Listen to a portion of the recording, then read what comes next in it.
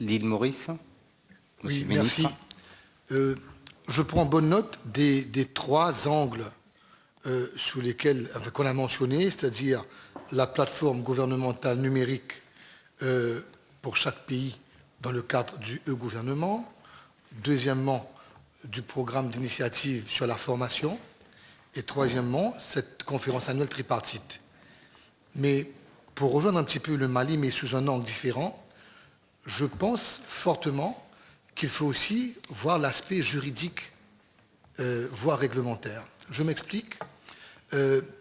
Prenons par exemple la cybersécurité. Nous parlons donc de confiance numérique et je ne suis pas certain que sur le continent, nous soyons suffisamment forts en ce qui concerne l'aspect juridique pour sécuriser l'espace cybernétique.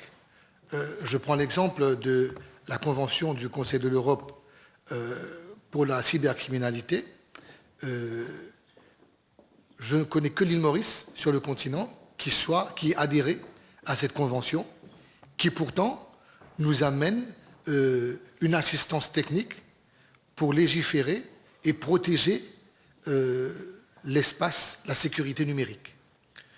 Deuxièmement, dans cette même optique, l'Union européenne est très sensible quand il s'agit de la protection des données. Même si nous faisons, si les entreprises sur le continent africain peuvent être à la hauteur des attentes européennes pour pouvoir exporter leurs services, très souvent, l'aspect juridique en vigueur en Europe ne nous permet pas d'exporter nos services. Et donc, il faudrait que nous puissions avoir un cadre juridique qui réponde aux attentes de l'Union européenne, par exemple ici, en ce qui concerne la protection des données.